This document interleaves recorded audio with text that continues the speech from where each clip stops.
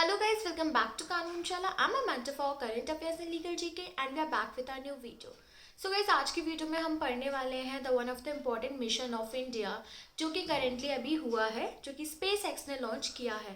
आज हम पढ़ेंगे कि ये जो मिशन है ये इंडिया ने, इसरो ने लॉन्च क्यों नहीं किया है, बल्कि इस यूएसए की स्पेस एक्स ने इसको क्यों लॉन्च किया है। ऑल्सो हम देखेंगे हमारे जो चेयरमैन है एस सोमनाथ, उन्होंने इसके ऊपर क्या कहा है and also relating to the space exploration उन्होंने क्या कहा है। तो अगर हम बात करें सैटेलाइट की, तो सैटेलाइट का नाम है GSAT-N2, इसको बोलते हैं GSAT-20B। अगर हम बात करें ये किस रॉकेट से लॉन्च की जा रही है, तो ये लॉन्च की जा रही है बाय द फैल्कन 9 रॉकेट, जो कि है स्पेस एक्स का। ऑल्सो ये कम्युनिकेशन सैटेलाइट है।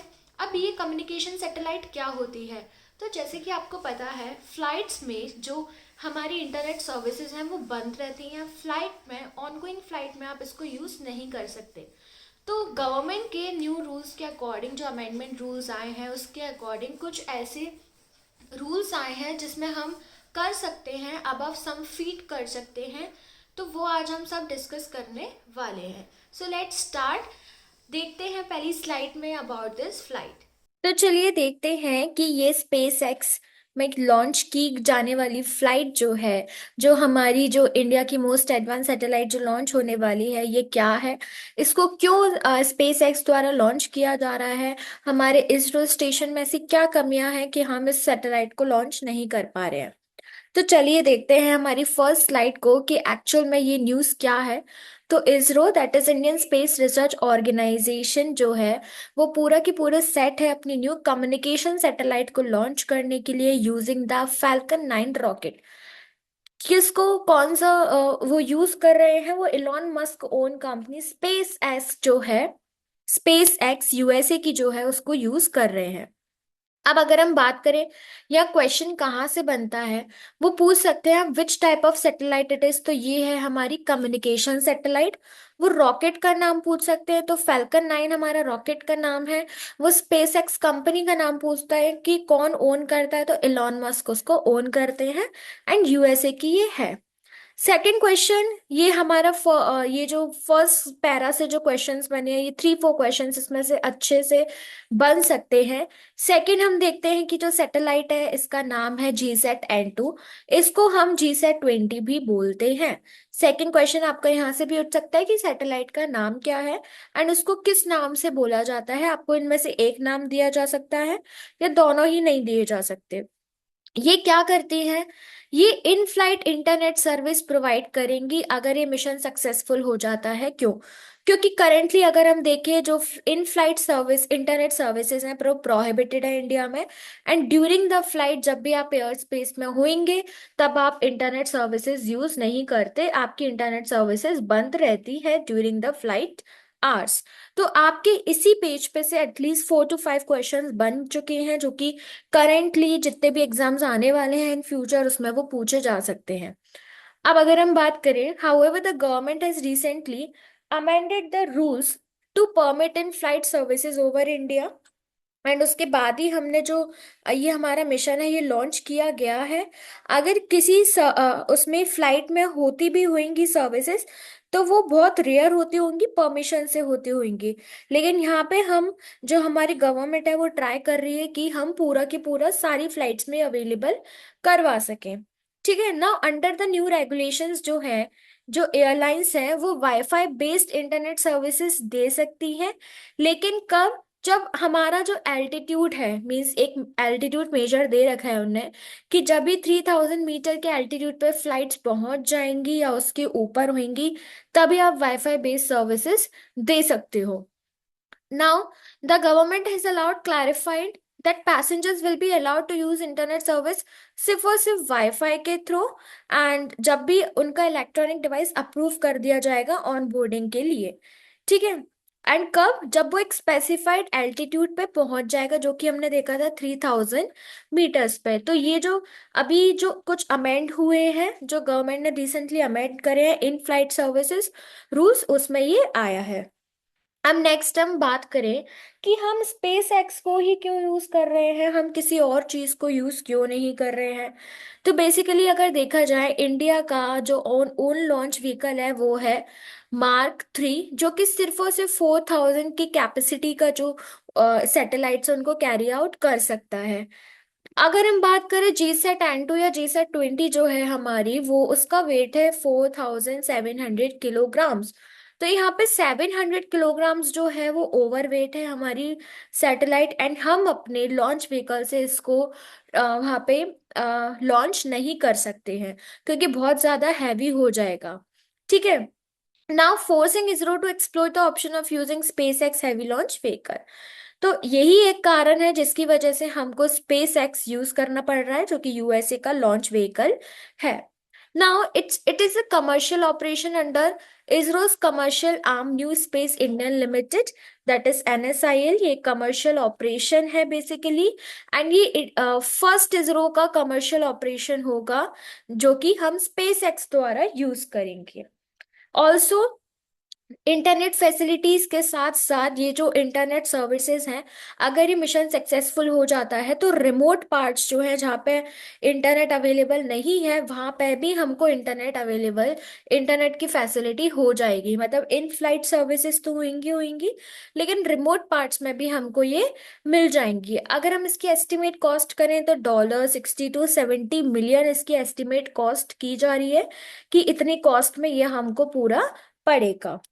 नेक्स्टली अगर हम बात करें कि व्हाट इज GSAT-N2, GSAT-N2 क्या है, ये कटिंग एज का band high throughput communication satellite है बेसिकली, जो कि इसरो करने वाला है। इससे हमको ब्रॉडबैंड सर्विसेज मिलेंगी फ्लाइट कनेक्टिविटी में अक्रॉस इंडिया में, एंड इसका वाइड बैंड है, एंड मल्टीपल स्पॉट बीम्स इसमें है, जिसमें आप अच्छे से डिफरेंट टर्मिनल्स हैं जहाँ पे आप इसको अच्छे से यूज कर सकते हो आपके वाईफाई को। ये एक इनोवेटिव मल्टी बीम आर्किटेक्चर है जो कि एफिशिएंट फ्रिक्वेंसी पे इसको आप यूज कर सकते हो। ठीक है। ऑल्सो ये अक्रॉस द रीजन आपको कनेक्टिविटी प्रोवाइड करेगा। तो ये है हमारा GSAT-N2 बेसिकली। नेक्स्ट हम बात करें जो GSAT-N2 सैटेलाइट है, ये 4700 किलोग्राम मास की है, एंड अ म्यूटी of 10 life span of 14 years तक हम इसको रख सकते हैं, एंड इज अ की component of India's advance communication infrastructure. जो कम्युनिकेशन जो हम बना रहे हैं इन flight services and remote areas में, उसका एक की कंपोनेंट है। इसके फीचर्स 32 यूजर बीम्स हैं, जिसमें 8 नैरो स्पॉट बीम्स हैं जो कि नॉर्थ ईस्ट रीजन के लिए हैं, एंड 24 वाइट स्पॉट बीम्स हैं जो कि रेस्ट ऑफ द इंडिया को कवर करेंगे ना। ये जो बीम्स हैं ये हब स्टेशन से एंड मेनलैंड से कनेक्टेड रहेंगे, मीन्स इनसे सपोर्ट दिया जाएगा इनको, एंड के A band high throughput satellite से इसको कनेक्टेड रखेंगे, and G20 offers a remarkable data through out throughput of approximately 48 Gbps। तो ये इसकी रेंज रहेगी, मतलब इतने स्पीड तक वी कैन से एक डेटा वो प्रोवाइड हमको करेगा। तो ये कुछ फीचर्स हैं जो कि इतने ज्यादा इंपॉर्टेंट नहीं है अब अगर हम एग्जाम पर्पज से देखें, लेकिन if you want to cover it you can just cover it. Next है हमारा इसरो का NGLV क्या है। तो NGLV is next generation launch vehicle. It's inability to launch satellite over 4 tonnes. जो ओवर 4 टन्स की सैटेलाइट्स होती हैं वो ये लॉन्च कर सकता है। अगर इसका बजट देखे तो 8240 करोड़ है। एम है इसका to triple the payload capacity of the current LVM-3। जो करेंट LVM-3 है उसका ट्रिपल पेलोड ये वेट अपने उसमें लॉन्च कर सकता है। It will feature a reusable first stage and carry up to 30 tonnes to low earth orbit और 10 tonnes to geostationary transfer orbit. अगर हम इसके आ, उसके फीचर की बात करें तो फर्स्ट स्टेज तक ये 30 टन्स तक कैरी कर पाएगा टू लो ऑर्बिट, और 10 tonnes to geostationary transfer orbit. ये जो व्हीकल है ये कॉस्ट इफेक्टिव है, जिसकी जो मिनिमम कॉस्ट आएगी वो 1.5 times higher than the LVM-3 है, मीन्स सिर्फ 1.5 गुना ही ज्यादा है। लेकिन जब हम बात कर रहे थे कि इंडिया के पास क्यों नहीं है, तो इंडिया ये लॉन्च करने वाला है NGLV, जो 4000 अबव जो वेटेज वो रहेंगे हमारे सैटेलाइट्स रहेंगे उनको लॉन्च करने में ये हेल्प करेगा। Now India needs to do more in space sector. ऐसा क्यों आया है? बिकॉज अभी जितनी भी हमारे स्पेस सेक्टर है वो गवर्नमेंट ओन्ड है, एंड जो साइंटिस्ट लोग हैं वो चाहते हैं कि प्राइवेट वेंचर्स भी इसको हैंडल करें, प्राइवेट लोग भी इसमें अपना कैपिटल इन्वेस्ट करें, फंड इन्वेस्ट करें। क्योंकि लोगों को लगता है कि इससे जो है पैसा आपको रिटर्न नहीं मिलता है, लेकिन साइंटिस्टों का ऐसा मानना है कि अगर आप 1 रुपीज ऐड करोगे तो आपको 1.5% आपको उसका वापस मिलेगा।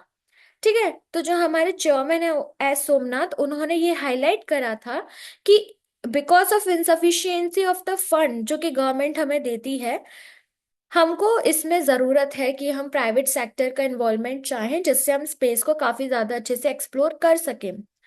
उन्होंने ये भी बोला कि जो करंट बजट एलोकेशन है वो 12,000 करोड़ का है, दैट इज अप्रोक्सीमेटली $1.5 बिलियन। अगर हम अभी देखें तो जो हमारा करंट प्रोजेक्ट था वो ही कितना एक्सपेंसिव था। तो बेसिकली ये बहुत इनएडिक्वेट अमाउंट होता है अगर हम स्पेस गोल्स को देखकर चले तो। इसलिए वो चाहते हैं कि लाइक जैसे हम आगे जाके अपने लूनार मिशंस करने वाले हैं, इतने ज्यादा मिशंस करने वाले हैं, तो हमें उसमें गवर्नमेंट फंडिंग ज्यादा चाहिए।